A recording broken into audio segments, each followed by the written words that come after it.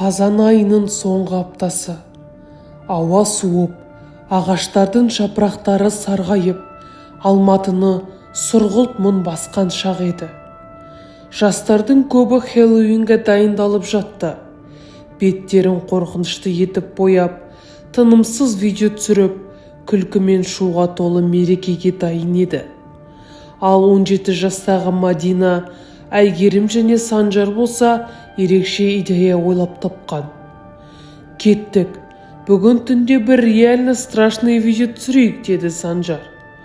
Қайда барамыз, деді Мадина. Ескі номер 39 мектепке. Қазір ол жабық, бірақ айтады ғой, күзетші 10 жыл бұрын өрт кезінде іште қалып қойған деп. Әйгерім дір ете қалды. Сол жерге бармай қояйықшы. Бұл түн, ол басқа түндерден ерекше, деді ол сыбырлап. Бірақ Мадина күлді. Қойшы, бұл жай ғана аңыз ғой.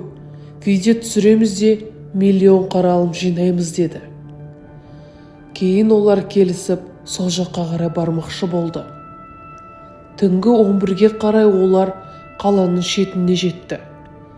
Ауа суық, жел ұлып, ескі мектептің терезелерін тарсылдатып тұр. Қақпаны итеріп еді, сықырлап ашылды. Міне кірдік, деді Санжар камерасын қосып.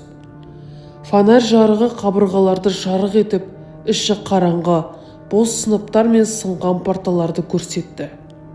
Дәліз бойында үнсіздік болды. Тек аяқ астындағы әйнектердің сықыры ғана естілді. Мадина күліп камераға айтты. Хэллоуин түнінде біз шын рухтарды шақырамыз. Егер бізге бір белгі берсеңдер, біз мұнда екенімізді білесіңдер. Осы сөзден кейін жел үдей түсті. Есіктердің біреуі өздігінен баяу ашылып, қайта жабылды. Әйгерім үреймен, сендер оны көрдіңдер ме? Жел шығар, деді Санжар, бірақ оның да дауысы сенімсіз естілді. Олар спортзалға кірді. Еденде күйген іздер мен қара күйе бар. Сол жерде Мадина қабырғада бір жазуды байқап қалды. Ол жақта «Қорқып тұрсың ба?» деп орыс тілінде жазылып тұрды. Қызық, бұны біреу қалдырған шығар, деді телефон шамын жақындатып.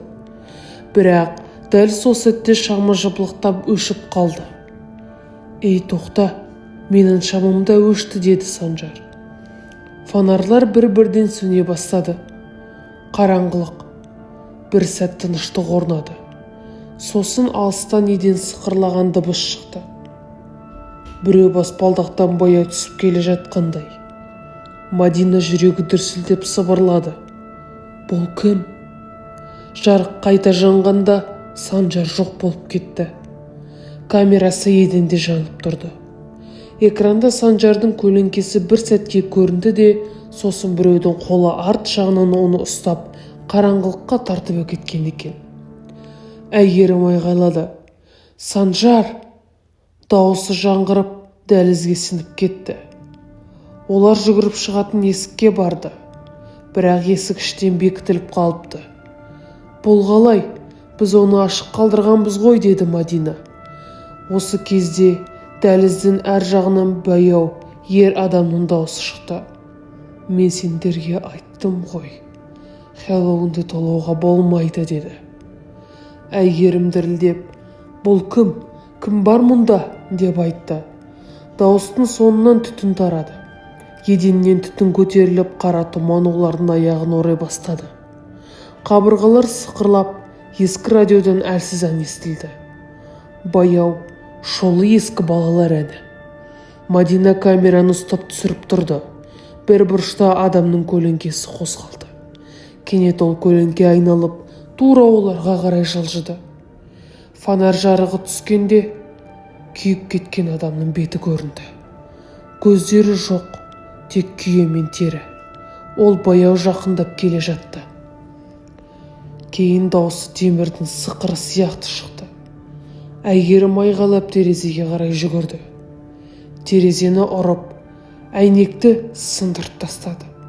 Бірақ сыртта бос қараңғы дала ғана көрінді. түтін одан сайын қоюланды. Мадина камерасын ұстап үлгеріп соңғы сөзін айтты. Егер бұл видео табылса, ешқашан Хэллоуинді тойламаңдар.